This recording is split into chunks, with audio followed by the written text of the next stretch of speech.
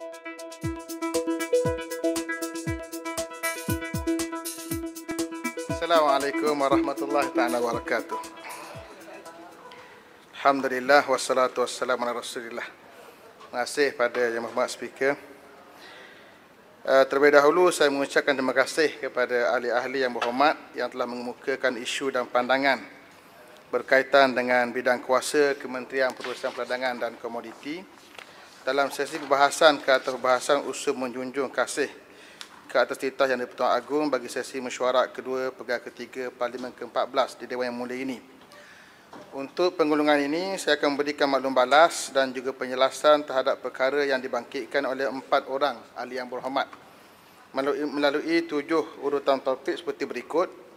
Pertamanya, perbandingan harga, langkah-langkah menstabilkan harga agri komoditi dan bantuan kepada pedagang kecil. Yang kedua, penerokaan pasaran baru bagi agrokomoditi. Yang ketiga, bantuan bagi mengurangkan kebergantungan terhadap penanaman agri komoditi. Yang keempat, pembangunan industri getah. Yang kelima, persijilan minyak sawit Mampang Malaysia MSPO. Yang keenam, perubahan slogan kementerian.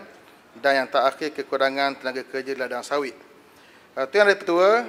Isu yang pertama yang perlu dijelaskan adalah berhubung pertanyaan yang berpontian mengenai perbandingan harga agri komoditi pada 2 April 2018 dan 20 Februari 2020. Pontian ada ke tak? Pontian tak ada Tak ada jawab kot? Tak boleh jawab Sebab tak ada tak boleh jawab. Saya bagi jawapan bertulis saja. Yang berhormat Pontian dan juga yang berhormat Hulu Selangor. Hulu Selangor ada? Kalau tak ada, kita boleh rehat sikit. Cuma bertulis saja. Cuma saya sebutkan sedikitlah untuk makluman kepada semua yang berhormat yang hadir dan juga rakyat berkaitan dengan isu kaedah dan juga cabaran menstabilkan harga agri komoditi utama seperti sawit, getah dan lada, kerana harga agri komoditi ini bergantung kepada pelbagai faktor, antaranya senario pasaran harga di peringkat global yang turut dipengaruhi oleh pertumbuhan ekonomi, permintaan, penawaran dan juga stok. Dan juga penularan wabak COVID-19 telah menjejaskan sedikit sebanyak permintaan untuk keluaran sektor agri komoditi ini yang menyebabkan kejatuhan harga. Justru langkah terkini yang dilaksanakan oleh kerajaan ialah pertamanya memberikan pengecualian duti ekspor minyak sawit mentah itu CPO, minyak isi run sawit mentah CPKO dan minyak isi run sawit diproses RBD PKO sehingga 31 Disember 2020 seperti yang diumumkan dalam Pelan Jana Semula Ekonomi Negara oleh Yang Berhormat Perdana Menteri bagi tujuan pengurusan para stok dan penstabilan harga CPO negara. Yang kedua, meningkatkan adunan biobahan api sawit dengan diesel petroleum melalui program biodiesel B20. Yang ketiga, bekerjasama dengan Indonesia melalui platform Council of Palm Oil Producing Countries (CPOCSI) yang turut disertai oleh negara yang lain seperti Colombia, Ghana dan juga Honduras. Yang keempat, meningkatkan peluang pasaran dan seterusnya meningkatkan penggunaan minyak sawit di kalangan pengguna di negara-negara pengimport melalui perundingan perjanjian perdagangan bebas FTA 2 hala. Yang kelima, meningkatkan kerjasama dengan negara pengeluar utama getah seperti Thailand, Indonesia dan juga Malaysia di bawah kerangka International Tripartite Rubber Council ITRC. Yang keenam, meneroka pasaran baru bagi semua agri komoditi melalui aktiviti promosi dan juga pemadanan pasaran baru dengan pengelilan tempatan dan pembelian di luar negara. Dan yang terakhir itu menjalankan misi-misi ekonomi dan teknikal bagi mengukuhkan hubungan dengan negara pengimport utama. Walaupun dalam situasi COVID-19 yang melanda dunia, misi kita laksanakan melalui atas talian dan kita telah melaksanakan sekurang-kurang 7 webinar yang diadakan oleh MPOB dan juga MPOC dengan tujuan mempromosi komoditi sawit. Itu yang kedua, untuk membantu pekebun kecil agri komoditi meningkatkan pendapatan dan juga mengatasi cabaran yang dihadapi oleh Anto Jaya sikit. Sebelum nak pergi topik tu. Okey. Boleh tu? Boleh. Terima kasih, betul. Berkaitan dengan minyak CPO atau minyak sawit tadi, minyak sawit mentah. Saya percaya Yang Berhormat Menteri juga sedia maklum bahawa terbaru ini ada isu yang dibangkitkan oleh European Food Safety Authority dengan izin. Betul. Berkaitan dengan kandungan 3-MCPD di dalam minyak sawit. Dan kita mengambil pendirian dalam SIPOPSI sebenarnya yang Yang Berhormat sebut tadi bahawa tidak boleh ada diskriminasi minyak sawit dengan minyak yang lain. Saya ingin tanya kerajaan, kementerian, apa pendirian kementerian sekarang berkaitan dengan kandungan 3-MCPD ini, kerana baru-baru ini dilaporkan oleh Reuters misalnya, kita mengambil pendirian berbeza, terkeluar daripada kerangka SIPOPSI itu dan tidak bersama-sama dengan Indonesia dalam hal ini. Apa pandangan Yang Berhormat? Terima kasih. Terima kasih Yang Berhormat. Sebenarnya soalan ini tak saya jawab dalam soal jawab sebelum ini, tetapi untuk makluman, saya sebut sekali lagi lah, iaitu tentang isu 3-MCPD ini, ada permintaan daripada industri untuk mereka mengguna pakai kaedah yang membolehkan mereka masuk ke pasaran Eropah. Kerana itu kita masih dalam proses perundingan dengan mereka untuk kita berikan apakah dia pandangan akhir kita melibatkan 3-MCPD. Untuk sektor sawit, untuk kita... Menteri. Ya. Sikit. Terima kasih. Malaysia sebagai pengeluar dan pengeksport utama beberapa komoditi seperti minyak sawit dan lain-lain, menerima kesan harga komoditi akibat industri yang termasuk dalam fragile industri, iaitu industri rapuh. Maka apakah kerangka yang telah disebutkan tentang kawalan untuk harga komoditi ini dikawal pada masa-masa yang akan datang yang telah diberikan, tetapi adakah juga apa yang telah berlaku menjadi suatu yang akan dilihat supaya ia tidak berulang untuk masa-masa yang akan datang yang menyebabkan harga komoditi kita ni jatuh. Ini perlu diberi perhatian.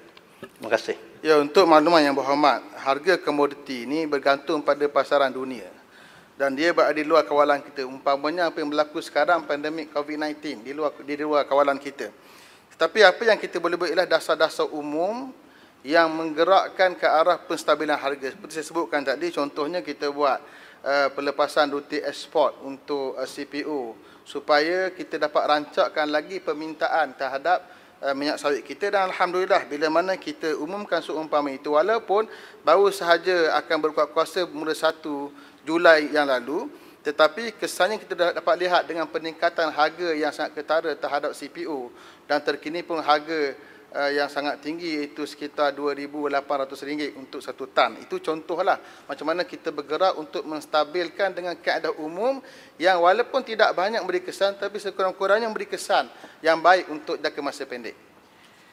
Untuk sektor sawit, untuk kita... YB Menteri. Ya. Jadi saya tak ada, sekarang ada. Kemudian terima kasih bagi vitamin apa ni, natrio, entah apa ke bendanya. Ini daripada kelapa sawit agaknya. Boleh cerita sikit pasal ni selain daripada menjawab soalan saya? Terima kasih. Ini soalan nakal ni. Baik, itu yang saya edarkan itu untuk menyatakan bahawa dalam kandungan minyak sawit itu ada satu bahan yang sangat baik untuk kesihatan, itu vitamin E daripada keluarga tocotrienol. Tocotrienol satu keluarga. Setiap orang kena dapat, Menteri. Setiap orang kena dapat. Saya bagi pada semua secara percuma. Itu yang kita galakkan untuk diambil sebagai makanan harian kita lah, sebagai supplement food, makanan tambahan, dan itu menunjukkan bagaimana hebatnya sawit yang dianugerahkan oleh Allah Ta'ala kepada kita. Yang belum dapat boleh hubungi balik pejabat saya untuk mendapatkan secara percuma. Ya. Baik. Yang Berhormat Menteri, sawit, kenapa sini tak ada?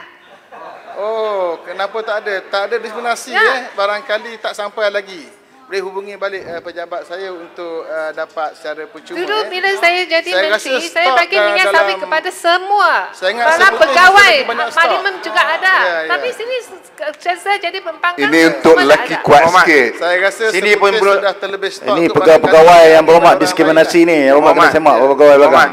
Baik. Sebelah sini pun bukan semua dapat lagi. Belum lagi. Yang Jadi sana pun jangan dengki lah. Saya pasti speaker dengan timbalan speaker semua pun tak dapat juga. Tapi tak apa. Okey, nanti saya hantar kepada Menteri, boleh. Saya nak tanya pasal getah untuk sikit. sektor sawit, untuk kita meningkatkan pendapatan dan juga mengatasi cabaran yang disebutkan tadi, untuk sektor sawit antaranya kita menggalakkan pekerja sawit menyertai Koperasi Penanam Sawit Mampan, KPSM. dengan insentif diberikan sebanyak 200,000 diberikan kepada KPSM bagi tujuan pembinaan pusat timbang untuk menjalankan urus niaga jual beli buah tandan segar itu BTS. Dan kalau kita lihat angka sehingga kini daripada 63 KPSM tersebut, dah ada 63 KPSM, 45 telah memiliki pusat timbang, manakala 12 lagi sedang dalam proses pembinaan dan 6 lagi dalam proses mencari tapak yang sesuai. Yang seterusnya ialah memperkenalkan skim pembiayaan mudah SPM tanpa faedah sebagai modal pusingan berjumlah 100,000 bagi meningkatkan urusan jual beli BTS daripada pekebun kerja sawit di pusat timbang milik KPSM.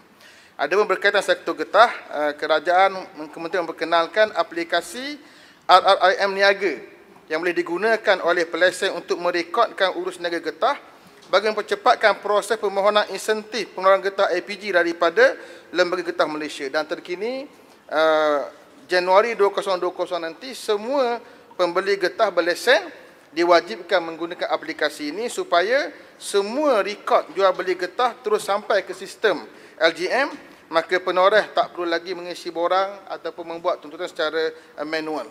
Boleh Yang Amat Menteri pasal getah? Ya. Saya melihat pihak kementerian ada satu agensi Lembaga Getah Malaysia. Cuma kita dengar dalam pasaran dia nak membantu untuk rakyat di bawah untuk buat jalan. Tetapi yang kita melihat dunia mengiktiraf di Malaysia ialah yang sarung tangan pakai getah, kan? Sejauh mana pihak kementerian membantu kilang-kilang buat glove ni untuk memastikan letek ni juga, getah letek ini boleh diusahakan oleh rakyat biasa. Terima kasih. Ya, menarik soalan daripada Greg tadi. Isu sarung tangan getah perubatan yang menjadi sebahagian daripada keperluan dunia pada hari ini.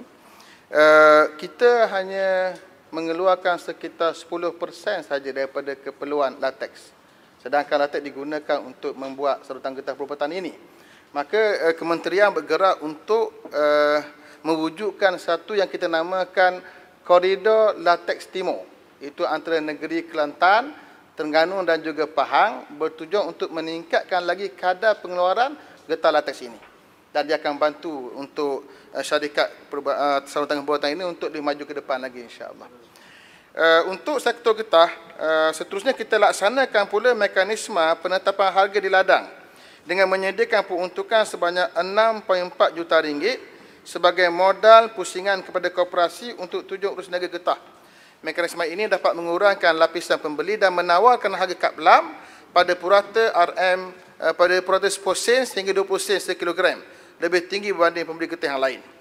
Untuk sektor lada pula, kementerian menyediakan bantuan input pertanian pekebun kecil lada di bawah pakej rangsangan ekonomi Prihatin 2020 berjumlah RM3,000 bagi 1 hektar yang diberi secara one-off melalui pemberian voucher.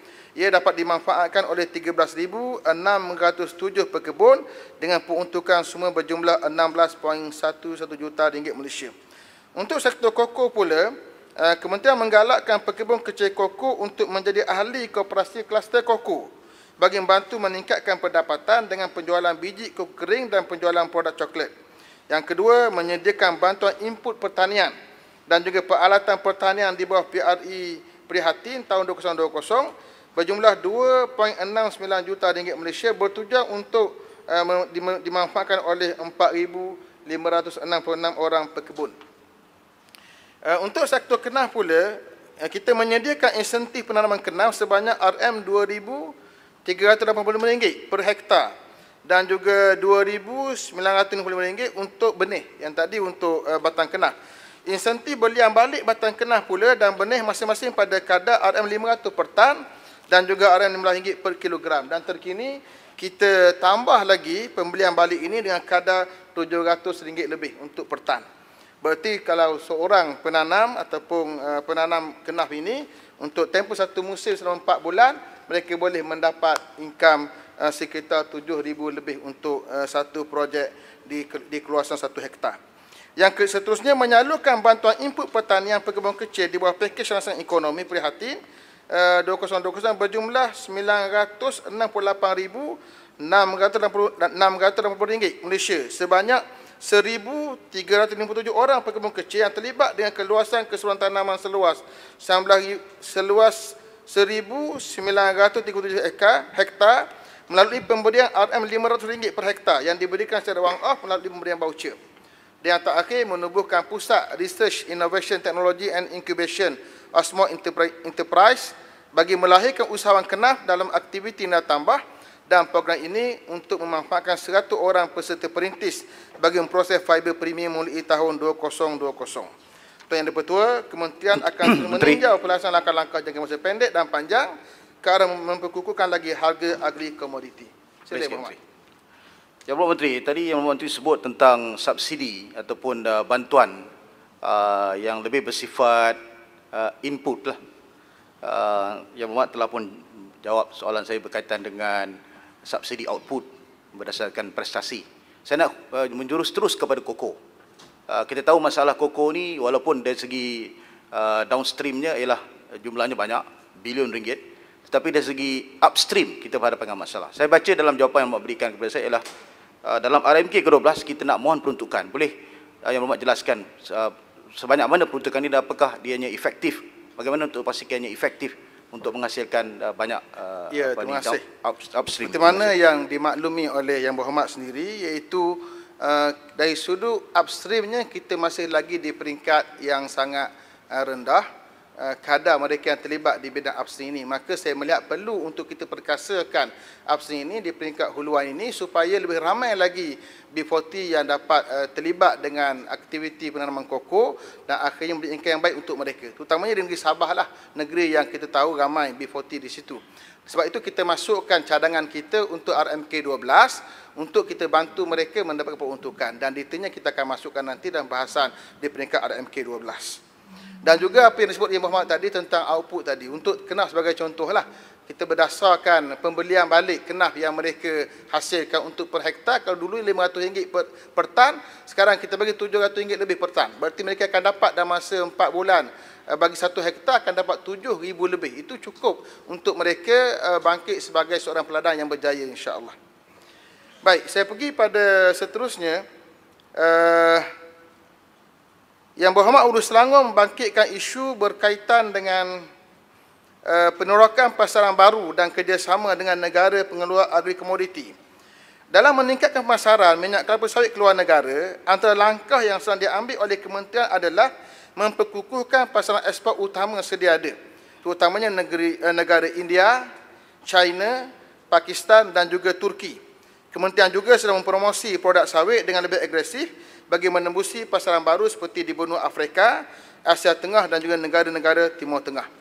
Kementerian juga berhasrat untuk mengadakan misi rasmi keluar negara pada hujung tahun ini seperti di negara Turki yang dilihat mempunyai potensi yang luas dalam penerokaan pasaran minyak sawit negara, dan kita mensasarkan pertambahan 300,000 tan ekspor minyak sawit menerusi Turki. Dalam hal ini, Turki akan menjadi hub ekspor minyak sawit yang mampu menembusi pasaran lain seperti ke negara Balkan dan juga Greece. Selain itu, pengecualian 100% ruti ekspor ke atas minyak sawit mentah, minyak istiron sawit mentah dan juga minyak istiron sawit mentah diproses mulai 1 Julai hingga 31 Disember 2020 bertujuan merancangkan lagi aktiviti ekspor sawit negara dengan memberi peluang kepada syarikat pengekspor minyak sawit untuk menerokai pasaran baru dalam tempoh pengecualian tersebut. Untuk makluman Yang Berhormat juga, antara langkah kerjasama dengan negara pengeluar agri komoditi yang lain yang kita laksanakan ialah mengetuai gabungan kerjasama bersama Indonesia menerusi SIPOKSI. Kerjasama ini adalah untuk memantapkan lagi amalan persekitaran mampan, pengurusan bekalan, aktiviti promosi dan juga pembangunan pekebun kecil. Yang kedua, menyambung semula perancangan dan perbincangan mekanisme alternatif jangka pendek bagi mengatasi masalah harga getah rendah di bawah kerangka Association of Natural Rubber Producing Countries ANRPC yang melibatkan 13 negara anggota.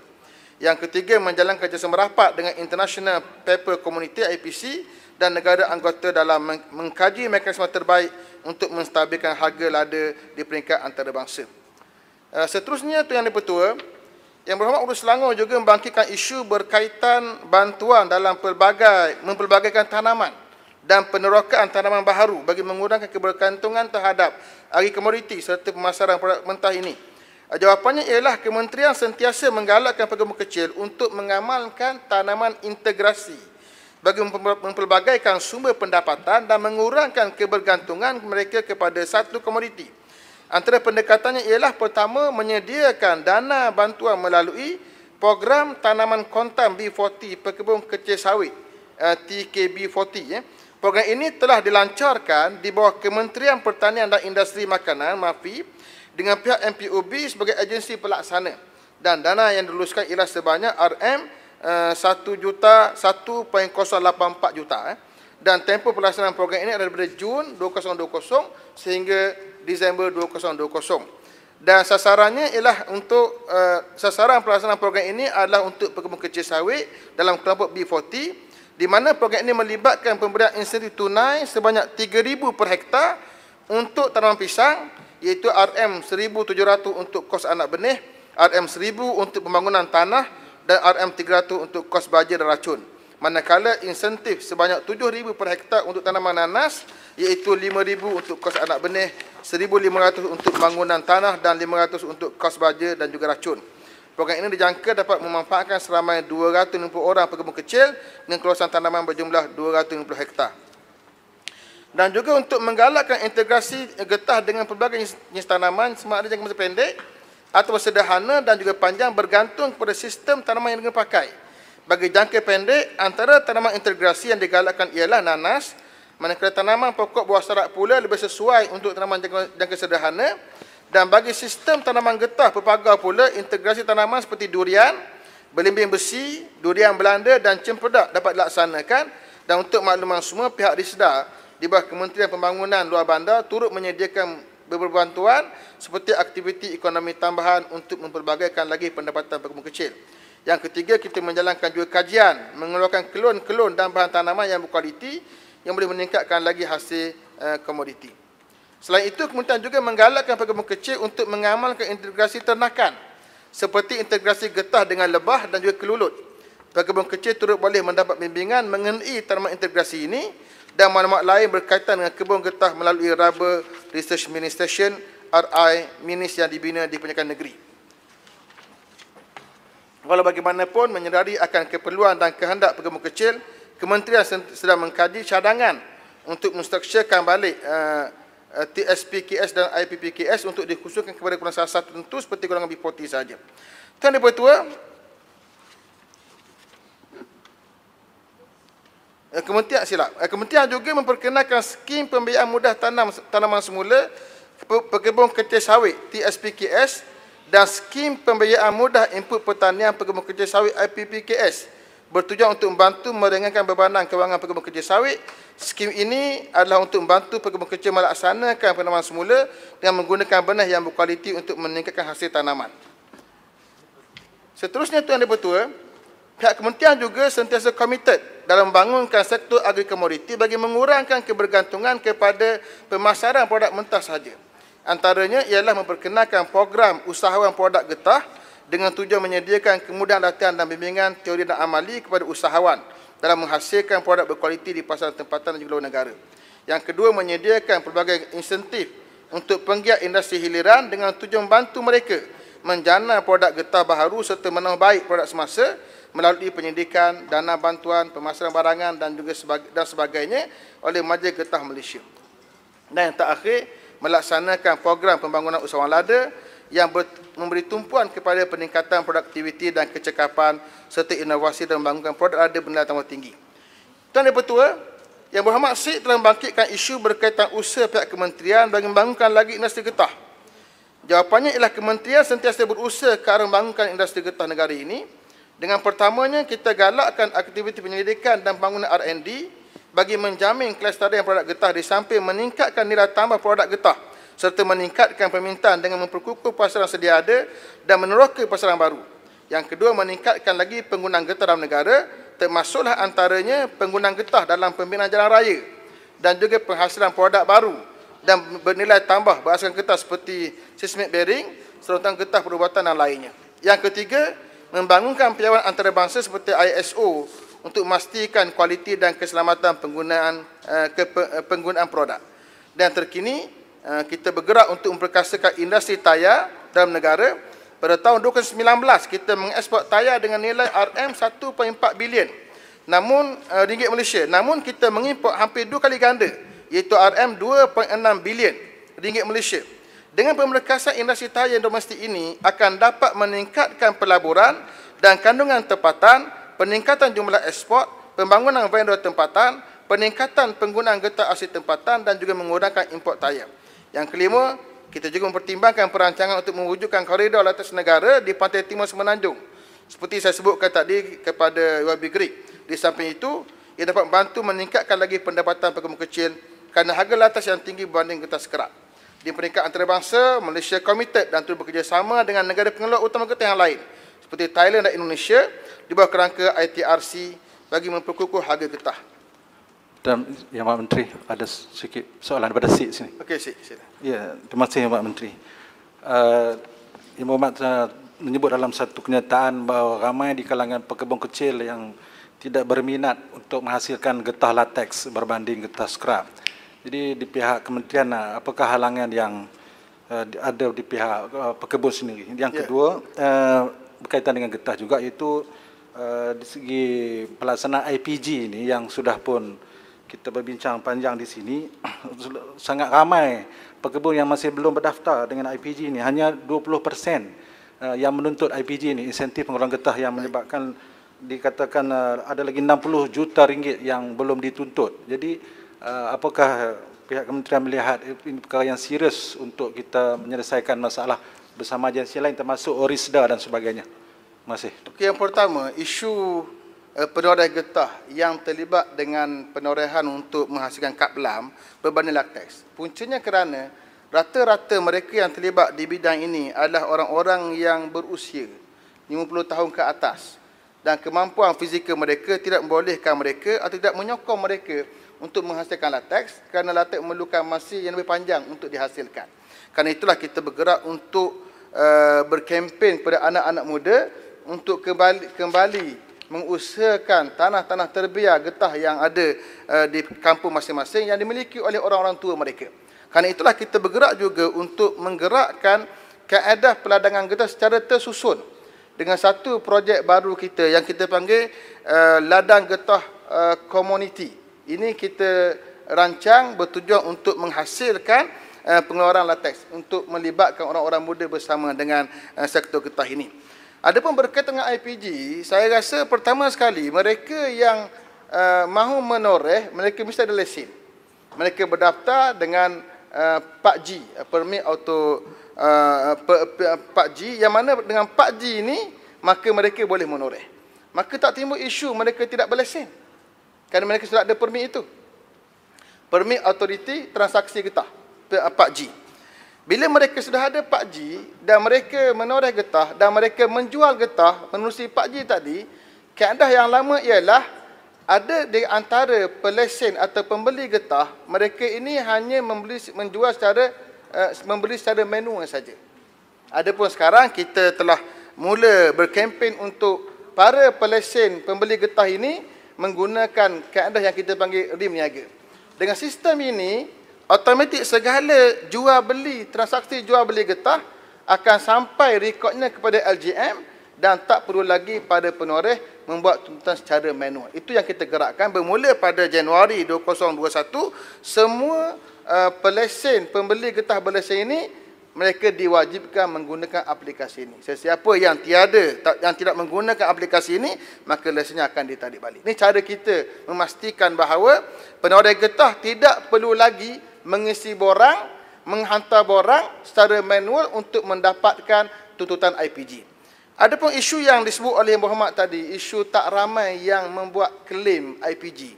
Saya pandangan bahawa yang tidak buat klaim bukan kerana tak nak buat klaim, tapi kerana mereka tidak menoreh sebenarnya. Realitinya yang menoreh ialah yang membuat tuntutan IPG. Maksudnya, saya melihat bahawa ramai daripada jumlah 450,000 penoreh getah berdaftar yang ada PAG, yang benar-benar menoreh hanya sekitar 100,000 saja. Kerana itu saya mengarah ke LGM untuk membuat pemutihan siapakah sebenarnya yang masih lagi aktif untuk menoreh di ladang dan juga menuntut IPG berdasarkan data tadi. Kerana itulah kita katakan bahawa kerja kita lah untuk motivasikan mereka turun ke ladang dan mendapatkan akhirnya kebaikan memenuhi tuntutan IPG sebagai cara menstabilkan harga getah. Yang Berhormat boleh sikit. Ya, sila. Datuk. Sila. Terima kasih Datuk Ketua. Yang Berhormat Menteri, saya nak bagi latar belakang sikit. Tapi yang ni oleh kerana Yang Berhormat Menteri dah ulas tadi tentang usaha-usaha kerajaan berkaitan dengan pekebun kecil. Saya percaya kerajaan juga komited untuk membantu pekebun kecil di semua sektor. Saya ingin tanya kepada Yang Berhormat Menteri, dahulunya ada cadangan daripada kabinet yang lama, iaitu berkaitan dengan crop insurance. Kita tahu bahawa antara masalah yang penting untuk kementerian pertimbangkan ialah pekebun kecil ni, bila berhadapan dengan masalah pokok yang sakit dan sebagainya, mereka bermasalah. Jadi sudah pasti kalau semuanya nak ditanggung oleh kerajaan, ianya tentu akan membebankan kewangan negara. Saya percaya hari ini Menteri Kewangan pun ada, Perdana Menteri pun ada. Jadi perkara ini saya ingat boleh kita pertimbangkan supaya satu kaedah crop insurance untuk membantu pekebun kecil yang bersifat lasting dapat kita laksanakan. Terima kasih, Yang Menteri. Saya akan ambil perhatian apa yang disebut Yang Berhormat tadi untuk kita langsungkan lagi apa yang dah dibuat pada masa yang lalu, dan insya-Allah kita akan buat yang terbaik untuk para pekebun kita, insya-Allah. Saya pergi pada topik seterusnya, Tuan Yang Pertua, Yang Berhormat Seputih membangkitkan isu berkaitan persejilan minyak sawit mampan Malaysia, MSPO. Tuan Yang Pertua, untuk maklumat ahli Yang Berhormat, pelaksanaan MSPO sehingga 29 Julai 2020 adalah sebanyak 99.64% daripada 681,532 hektar kawasan tanaman sawit yang diusahakan oleh pekebun kecil tersusun. Ini bersamaan dengan 231,576 orang PKT di seluruh negara. Namun begitu, bagi kategori pekebun kecil persendirian, hanya 24.12% sahaja daripada 986,331 hektar kawasan tanaman sawit mereka yang melibatkan pembabitan 63,480 orang pekebun kecil persendirian telah dipersediakan MSPO. Pihak kementerian akan terus menggesa pembabitan lebih ramai lagi PKP dalam skim persediaan MSPO ini, sama ada melalui keahlian dalam kluster minyak sawit mampan ataupun kelompok persejilan bebas di bawah pengurusan koperasi atau kilang buah sawit masing-masing. Dan kerajaan akan terus menanggung kos persejilan MSPO bagi para pekebun kecil ini.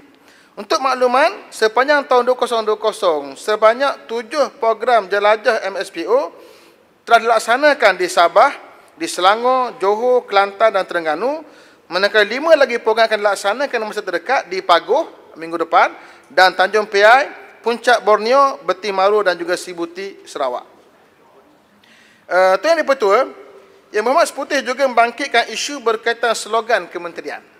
Ini barangkali Yang Berhormat nak bangun nanti tanya.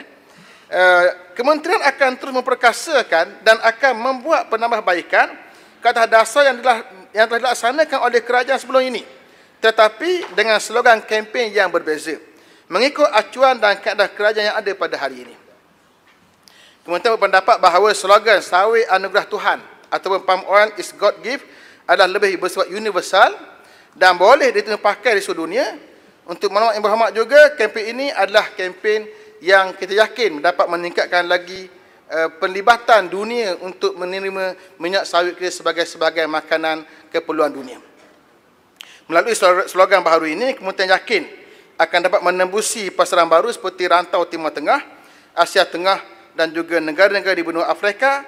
Dan untuk makluman, minyak sawit dan produk berasakan sawit terdapat dalam 6 daripada 10 barangan makanan dan bukan makanan yang dijual di pasar raya utama di lebih 160 negara di dunia. Pada masa yang sama, kita akan perkukuhkan lagi pasaran-pasaran sedia ada dengan pendekatan yang lebih mantap. Boleh minta penjelasan? Ya, sila. Yang Berhormat. Yang mana bukan God's gift? Yang mana minyak jenis mana yang bukan anugerah Tuhan? Olive oil is God's gift. Sunflower oil is God's gift. Semua yang kita boleh nampak di dunia ini dalam semesta ini adalah anugerah Tuhan. Jadi Yang Berhormat tukar nama kepada palm oil is God's gift. Jadi orang akan tanya baliklah, bukankah olive oil itu God's gift also? Jadi pada pandangan saya, macam kita lihat Kementerian Pelancongan Malaysia, Truly Asia.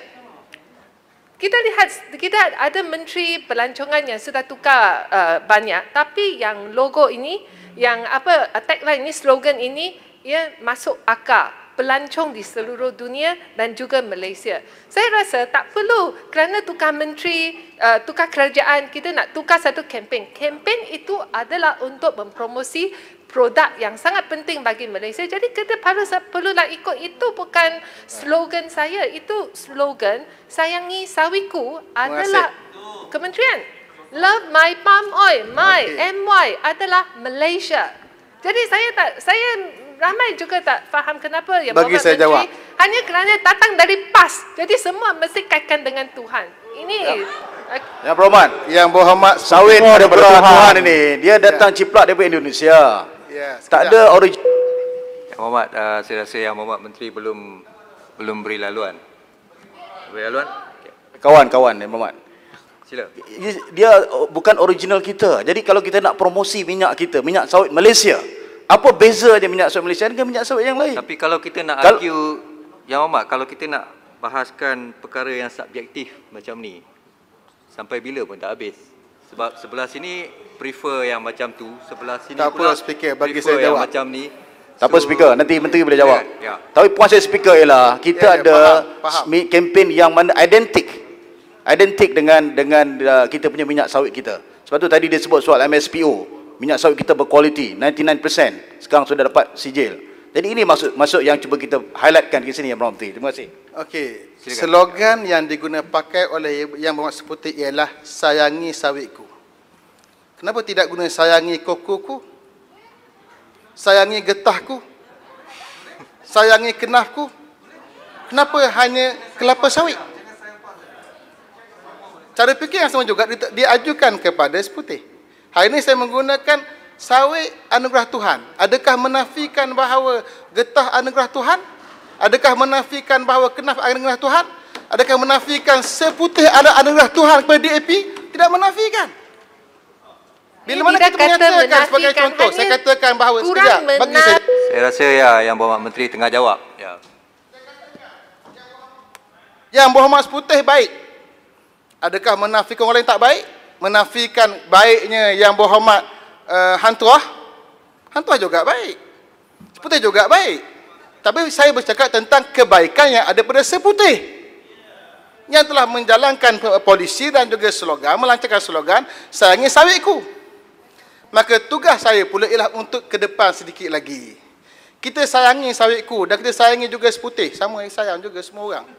Tapi kita juga mahu bergerak ke hadapan lebih jauh. Kita menyatakan bahawa sawit anugerah Tuhan dengan merujuk bahawa terlalu banyak keistimewaan yang ada pada sawit yang diberi oleh Allah Ta'ala kepada kita. Maka dengan cara mempromosikan kehebatan dan kebaikan sawit inilah kita mengharapkan agar pasaran sawit kita lebih global, lebih besar, menembusi pasaran-pasaran baru seperti Afrika, Timur Tengah lagi besar, negara China lagi besar dan lagi besar. Dan kita boleh skip ataupun kita boleh kurangkan pergantungan kita kepada Eropah semata-mata. Ibarat seorang perempuan, seorang laki-laki. Kalau seorang perempuan tak berkenan kat dia sebab dia high taste, cita rasa yang tinggi, kita cari lagi perempuan lain yang mempunyai cita rasa yang sama dengan kita. Itu kaedah dia lah. Jadi bagi saya ini benda subjektif, bagi peluang untuk kementerian membuktikan bahawa dengan slogan ini kita berjaya memperluaskan lagi promosi pasaran dan nanti datang menteri baru pula yang pasti bukan dari DAP, bukan Pakatan Harapan, yang mungkin datangkan lagi slogan lagi baik untuk kita lagi maju di bidang sawit ini insya-Allah. Menteri, adapun Menteri, yang dikatakan oleh Yang Berhormat Hantuah Jaya tadi, bahawa ini kita tiru Indonesia. Barang yang baik milik semua orang. Al-hikmatu dhalatul mu'min. Ini kaedah Islam. Barang yang baik adalah barang keciciran milik orang Islam. Barang yang baik kita boleh kongsi. Kalau sekiranya Indonesia telah menggunakan kaedah atau slogan sawit anugerah Tuhan dan kita guna dengan slogan yang sama, itu persamaan yang patut kita guna kerana kita membawa misi yang sama. Itu sawit adalah anugerah Tuhan untuk digunakan oleh semua orang. Itulah kebersamaan kita dalam bidang slogan ini. Itu jawapan saya kepada Hantuah. Menteri, boleh Muhammad Subang. Terima kasih. Menteri, bagi pontian sikit boleh? Saya dulu. Subang dulu. Subang Bagi dulu, Subang. Pontian dulu ke Subang dulu? Subang dulu. Walaupun dia tidak bahas. Terima kasih. Pontian. Subang ada sawit ke kat kawasan? Saya pemaju sawit ni. Okey. Okey. Baik. Baik. Ya, Menteri, saya nak tahu, walaupun kita ada slogan baru ya, sudahkah kita buat satu market testing atau tidak? Sebab pembeli sawit yang terbesar ialah negara China, ya, India, Pakistan.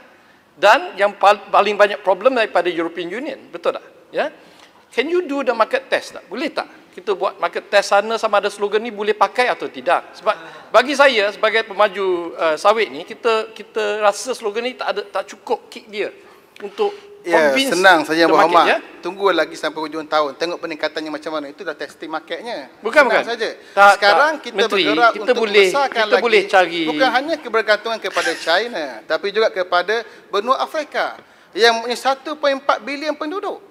India 1.3 bilion penduduk. Berarti kita mensasarkan lagi besar market daripada apa yang sedia ada. Maka bagi saya, ini adalah tagline baru, slogan baru kita yang insya-Allah boleh memacu sawit jauh ke hadapan. Menteri, sebelum kita buat tagline baru, yang boleh bangkit lagi bercakap dan berikan pandangan baru terhadap apa yang telah saya kemukakan untuk tempoh 6 bulan. Ini bukan rocket science, Menteri. Ini biasa dalam segi... Yang Berhormat Menteri telah menjawab. Silakan Yang Pontian pula. Silakan, Mak. Saya bagi pihak rakan-rakan yang ada kawasan sawit dan ramai pekebun kecil sawit ingin merakamkan ucapan tahniah kerana harga sawit RM2,808 setan MSM ni paras tertinggi dalam tempoh 6 bulan. Alhamdulillah. Dan kemudian buah tandan segar FFB RM580 satu tan semalam. Jadi ada apa formula magic yang Berhormat Menteri telah lakukan? Formula kita adalah doa kita semua. Doa kita semua untuk sawit kita mendapat perhatian dunia. Dan insya-Allah kita akan lihat hasilnya lagi 6 bulan atau lagi setahun insya-Allah. Bagi Berhormat Menteri boleh melaksanakan dasar baru. Yang Berhormat cuma tinggal 3 minit ya. Ya, 3 minit sekejap Greg. Saya nak jawab yang terakhir daripada Seputih. Yang Seputih juga membangkitkan isu berkaitan kekurangan tenaga kerja di ladang sawit. Sektor peladangan adalah satu sektor yang berintensifkan buruh dan sangat bergantung pada tenaga kerja asing. Sehingga 31 Julai 2020 dianggarkan lebih 500,000 orang pekerja yang terlibat dalam sektor ini, dan peladangan sawit merupakan subsektor yang paling bergantung kepada tenaga kerja asing, itu sebanyak 77%. Sebagai langkah penyelesaian jangka masa pendek, kerajaan akan membantu untuk menyelesaikan isu-isu berkaitan kekurangan tenaga kerja asing ini melalui pelonggaran syarat bagi permohonan pertukaran majikan ataupun PTM. Syarat baharu prosedur ini memberi kelonggaran kepada majikan-majikan yang terkesan dan tidak berkeupayaan untuk meneruskan penggajian pekerja asing untuk memindah atau menukarkan keseluruhan atau sebahagian pekerja asing mereka kepada syarikat lain yang mempunyai keperluan tenaga kerja. Untuk jangka masa sederhana dan panjang, pelbagai usaha telah dilaksanakan dan akan terus dilaksanakan oleh kerajaan bagi mengatasi masalah kebergantungan kepada tenaga kerja asing ini dan masalah kekurangan tenaga kerja yang melanda sektor ini. Antaranya ialah pertama, menetapkan gaji minimum oleh kerajaan itu sebanyak RM1,200 sebulan di wilayah bandar utama dan RM1,100 sebulan selain wilayah bandar utama. Majikan juga digalakkan untuk mengambil bahagian dalam karnival kerjaya di seluruh negara yang dilaksanakan dari semasa ke semasa. Yang kedua, melatih belia tempatan secara berterusan di bawah Institut Peladangan dan Komoditi Impak sebagai persediaan untuk menceburi industri agri-komoditi. Yang ketiga, menggalakkan penggunaan mesin atau jentera di sektor peladangan terutamanya bagi aktiviti penuaian dan pemungutan BTS di bawah skim galakan mekanisasi industri sawit yang diperuntukkan sebanyak RM4.5 juta Malaysia. Yang keempat, mendapatkan teknologi dan inovasi baharu berkaitan industri sawit secara berterusan melalui penyelidikan dalam penjenteraan industri sawit dengan mewujudkan dana mekanisasi sawit berjumlah RM30 juta. Untuk makluman yang berhormat juga, berdasarkan data MPOB, pengeluaran minyak sawit mentah pada tahun ini tidak mengalami sebarang kejatuhan mendadak dan mencatatkan pengeluaran dalam trend stabil serta meningkat dalam kebanyakan bulan. Kerajaan menjangkakan pengeluaran bulanan CPO pada bulan Julai hingga Disember 2020 adalah antara 1 1,700,000 tan hingga 1,850,000 tan. Secara amnya, isu ketidakcukupan tenaga kerja sehingga mengganggu pengeluaran ladang tidak timbul pada ketika ini. Pihak kementerian juga melalui MRC menyediakan dana khas berjumlah RM36 juta bagi menggalakkan industri hiliran, terutamanya sektor pengeluaran sarung tangan getah untuk mengambil lebih ramai pekerja tempatan.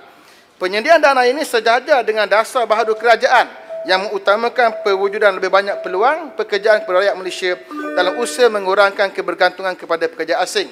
Melalui dana ini, subsidi upah sebanyak RM300 sebulan akan disediakan untuk seorang warga tempatan bagi tempoh 12 bulan yang diambil bekerja dalam sektor hiliran ini, dan dianggarkan dana ini akan menyediakan peluang pekerjaan kepada 10,000 rakyat Malaysia bagi menggantikan 10,000 warga asing yang bekerja di sektor hiliran getah, terutamanya untuk sarung tangan getah. Seperti tak nak bangun kali ini, Boleh mencelas. Berarti akur dengan dasar kerajaan terkini, Boleh tanya soalan sikit? Ya, dan penutupnya. Boleh. Ya, boleh. Sikit. Boleh, speaker sikit. Sila. Terima kasih untuk speaker dan juga yang berhormat. Masalah tenaga kerja di ladang-ladang ni satu masalah yang tak selesai-selesai. Saya rasa mechanization atau mekanisasi yang diwar-warkan oleh kerajaan, sama ada kerajaan BN atau PH atau kerajaan sekarang, tidak akan berjaya kalau sekiranya kita tidak bersungguh-sungguh untuk melakukan inovasi dan invention, mencipta satu bentuk mesin yang boleh mengambil alih tenaga kerja, tempat tenaga kerja memotong buah-buah di ladang-ladang. Kenapa tidak kita mewujudkan satu jenis mesin yang berupa kren yang tinggi? Kren itu boleh mencapai buah-buah kelapa sawit ini, memotong-motong buah kelapa sawit ini. Kalau ada kren-kren yang boleh mengangkat barang-barang yang berat-berat, kenapa tidak kita buat kren-kren yang mempunyai tangan-tangan robotik untuk memotong buah-buah ini? Ini akan menyelesaikan masalah tenaga kerja satu hal. Keduanya, menjimatkan pengaliran wang asing berbilion ringgit sebulan, setahun berpuluh-puluh bilion. Saya rasa kerajaan seharusnya bersedia untuk membelanjakan wang dalam bidang research and development untuk mewujudkan mesin-mesin yang sedemikian. Ya, terkini untuk maklumat yang berhormat, MPOB juga membuat kerjasama dengan Kementerian Sains dan Teknologi untuk kita melihat peluang-peluang untuk kita mewujudkan lagi jenis-jenis terbaru yang dapat digunakan di sektor perdagangan sawit ini, insya-Allah. Dan juga suka saya sebutkan berkaitan dengan pekerja warga asing tadi, kita juga sedang bergerak untuk mempromosi orang asal untuk bekerja di ladang sawit. Ini antara projek terkini kita yang kita bincangkan dengan GRIT, terutamanya sebagai pilot projek, insya-Allah. Jadi saya rasa itu boleh saya bagi pandangan sedikit. Minta Tuan Speaker. Iaitu pasal buruh asing. Orang asal sebenarnya sekarang ini sudah ada masalah, duduk dalam hutan mereka tak cari dah buluh dengan rotan. Tetapi mereka mesti diberi latihan. Selepas diberi latihan, mereka kena ada peluang pekerjaan. Maka cadangan kementerian untuk melatih orang asal, kemudian selepas dapat latihan untuk sawit ini, maka selepas ini mereka bukan sekadar boleh jadi buruh mengganti buruh asing, tetapi mereka juga boleh mengusahakan tanaman sawit di kawasan orang asal. Minta pandangan Menteri. Di bawah kementerian kita ada Plasma, Pusat Latihan Sawit, dan juga kita ada Impact, Institut Komoditi, untuk melatih mereka-mereka yang mahu terlibat di bidang industri sawit. Dan kita yakin bahawa dengan projek baru kita untuk melatih orang-orang asal seluruh negara untuk terlibat di bidang peladangan ini, kita yakin mereka akan dapat bersama kita merancakkan lagi sektor sawit ini, insya-Allah. Dan kita akan jadikan kawasan yang berhormat GRIT sebagai pilot projek kita, insya-Allah. Tuan Yang Dipertua, dengan ini saya yakin bahawa semua isu yang dibangkitkan oleh ahli-ahli yang berhormat semasa sesi perbahasan ini. Kenapa tukar nama kementerian? Dari industri utama, nama yang begitu canggih kepada perusahaan berladangan dan komoditi begitu sempit skopnya. Kenapa ditukar dulu daripada Kementerian Perusahaan Perdagangan kepada industri utama. Soalan yang sama yang berhormat. Sebelum ini memang industri utama dari Tun Lim King Gate perubahan sentiasa berlaku. Yang berhormat berubah biasalah. Cuma tempat petani tak berubah. Itu adalah pandangan terkini kerajaan semasa. Kena akur dengan apa yang berlaku. Dan kita berikan pandangan yang banyak berkaitan kenapa kita gunakan nama itu. Bagi saya, nama itu lebih menarik. Merujuk kepada rakyat di kampung-kampung, perusahaan peladangan dan juga komoditi. Komoditi melibatkan orang-orang korporat, industri dan sebagainya. Peladangan mesti kita wujudkan. Ini adalah kerja orang kampung. Bagi saya, ini adalah nama yang terbaik yang kita pilih untuk zaman kerajaan Perikatan Nasional. Yang berhormat, Tuan Yang Dipertua, dengan ini saya yakin bahawa semua isu yang dibangkitkan oleh ahli yang berhormat, semasa saya bahasa ini, menyentuh bidang kuasa kementerian saya telah saya jawab. Seterusnya pihak kementerian akan mengambil tindakan susulan sewajarnya terhadap semua saranan dan cadangan ahli yang berhormat agar industri agri komoditi kita ini terus kukuh dan berdaya saing. Sekian. Wassalamualaikum warahmatullahi taala wabarakatuh. Salam. Terima kasih Yang Berhormat Menteri Perusahaan Pelayanan dan